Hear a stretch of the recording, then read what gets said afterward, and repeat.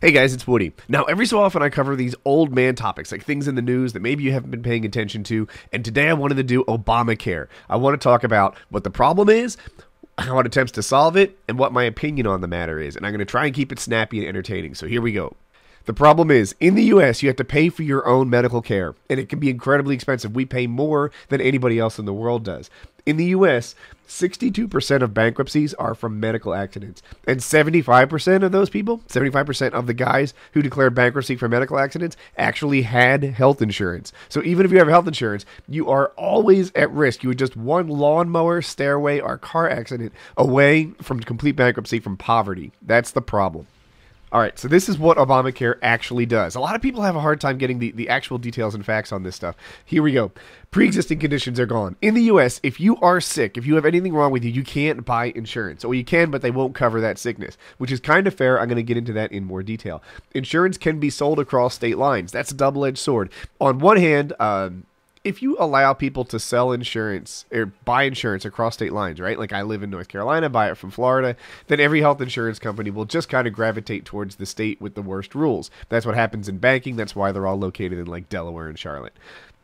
But on the downside is you don't get the same level of competition. You know, I can't buy my insurance from across the state lines, which means that, you know, maybe there's a couple guys in North Carolina who don't have to compete with better insurance companies from other places. That's gone. They're going to try to open it up and regulate it so that insurance is good everywhere. Another thing they do is there's no more limit cap on your health insurance plan. That's a good thing. It used to be like if you got a little bit sick, like maybe if you broke your arm, they'd cover you. But if you got really sick, like if you had cancer, you were out of luck, and they would just pay maybe the first, whatever, 50 grand of medical care, and then say, sorry, dude, you're going to die. And the last thing is you have to buy health insurance. To me, this is the major change in what Obamacare brings. It's not fair to say that insurance companies have to pay for all your ailments if you can jump on the plan anytime you want. Otherwise, you would just buy insurance after you get pregnant, right? Why carry it your whole life? Otherwise, you would just not carry insurance unless you got a major medical problem, and then you pick it up. So it goes hand in hand.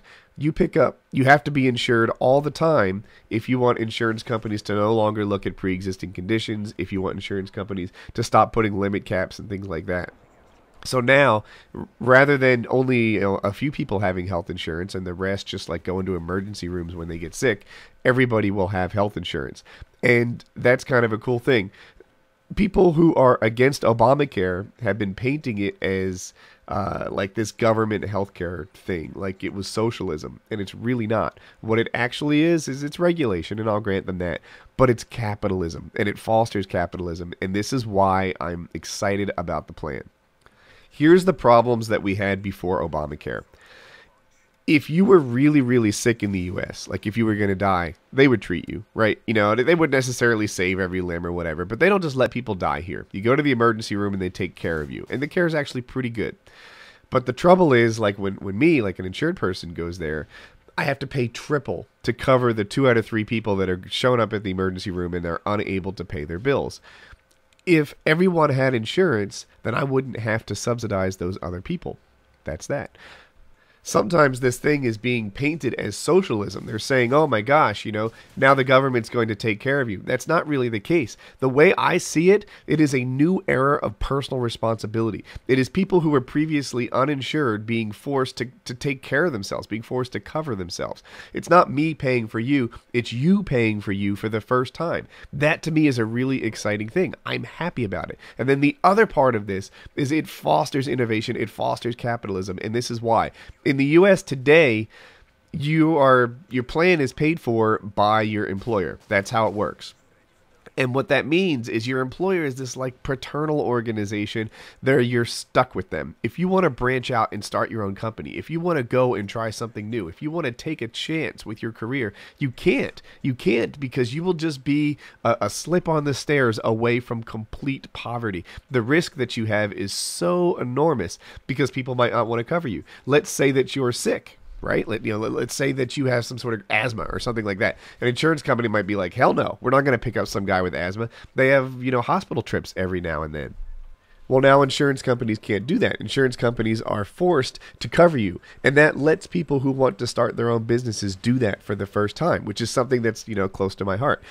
It lets people who want to take a risk, who want to leave the safe haven of their big employer, do their thing, and that to me is just super, super exciting. So there you have it. That is the core of it, the biggest part of the focus. Partly, now you have to buy insurance. There's a new rule. But the other side is insurance has to cover you more reliably than they ever did before. That's it. There are some little things in there. You can stay on your parents' plan until you're 26, which I guess is a cool thing. And enacted right away was if you have a special needs kid, they can't deny your entire family. Which, so if your kid has Down syndrome, or maybe your kid is deaf, or maybe your kid has speech apraxia, like my son, insurance companies can no longer say, sorry, dude, we don't want to cover you. Your child is not, up to snuff, and that's to me, a pretty cool thing. On the downside, I suppose America's a little less land of the free. It's a lot like auto insurance. There's this collective attitude that everybody needs to behave responsibly and have, coverage for themselves in case something goes wrong with their health insurance. Whereas before, we always kind of accepted, like, yeah, you have to buy auto insurance. Now, there's a new rule in town.